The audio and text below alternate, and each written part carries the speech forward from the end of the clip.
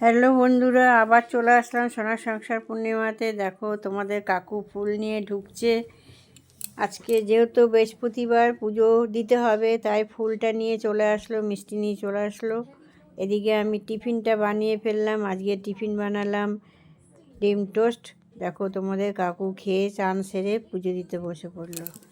সিংহাসনটা আগে পুছে পরিষ্কার করে নিচ্ছে, দেখতেই পাচ্ছ কিভাবে মুছে পরিষ্কার করে তারপরে সে ঠাকুরের ফটোগুলোকে এক এক করে মুছে নিচ্ছে। দেখো এক এক করে পরিষ্কার করে মুছে বসিয়ে দিয়েছে গুছিয়ে, আর এক এক করে মালা পরাচ্ছে।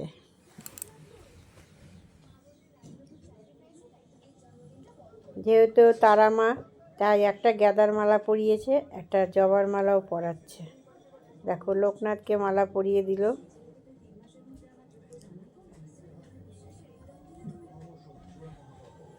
এইভাবে এক এক করে সব ঠাকুরকেই ভেতরে মালা পরিয়ে দিয়েছে ফটোগুলোকে।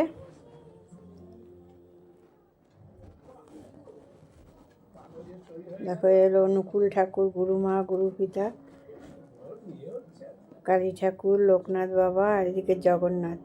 এদিকে দেখো মা লক্ষ্মীকে স্নান করাচ্ছে, স্নান করিয়ে ড্রেস পরিয়ে দেবে। এবার দেখো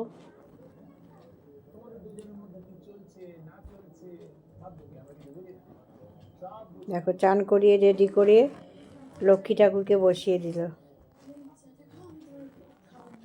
এরপরে গোপাল ঠাকুরকে চান করাচ্ছে। গোপালকেও চান করে পরিষ্কার করে। দেখো যেহেতু গোপালের জন্য একটা কানের নিয়ে এসেছে, তোমাদের কাকু কেমন লাগছে, ভালো লাগলে কমেন্ট করো। ড্রেস পরিয়ে নতুন কানের পরিয়ে দেখো গোপালকেও বসিয়ে দিল। এবার গণেশ ঠাকুরকে চান করাবে।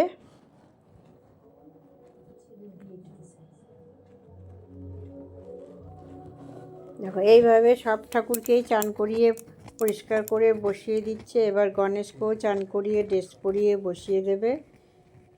দেখো রেডি হয়ে গেছে, বসিয়ে দিল গণেশ ঠাকুর। এবার এক এক করে সবাইকে আবার মালা পরিয়ে দেবে। তোমরা কেমন আছো? আশা করি ভালো আছো। তোমাদের ভালোবাসা আমিও ভালো আছি।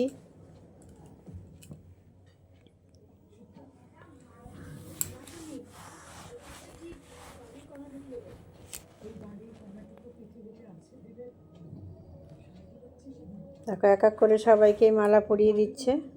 আবার এই হলো গোপাল ঠাকুর।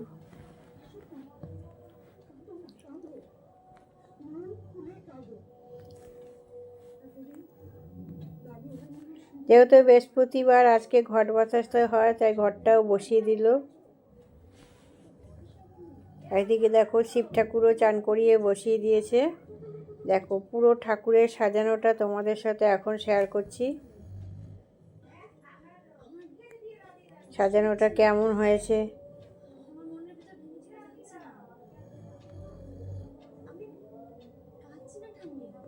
ছোট গোপালকে এতটাই ছোট যে ফুলে ঢাকা পড়ে গেছে। দেখো বড় গোপাল বসে আছে।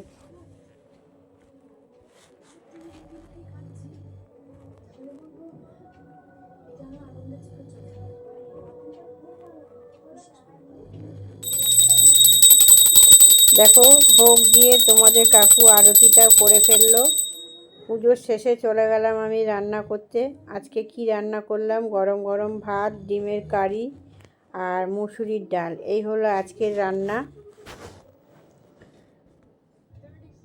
যদি ভালো লাগে লাইক করবে, শেয়ার করবে, কমেন্ট করবে, সাবস্ক্রাইব করতে ভুলো না, ঘন্টাটা বাজিয়ে দিও।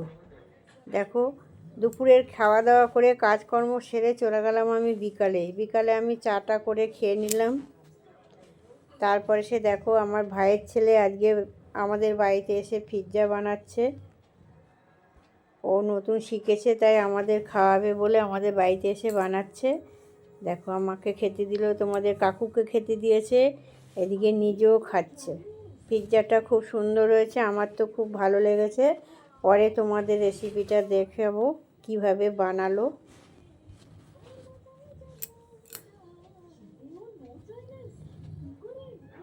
দেখো ও খাচ্ছে, এদিকে কাকু আবার ঝাল লেগেছে বলে মিষ্টি নিয়ে বসে পড়েছে খেতে। পরের ভিডিওতে আবার দেখা হবে।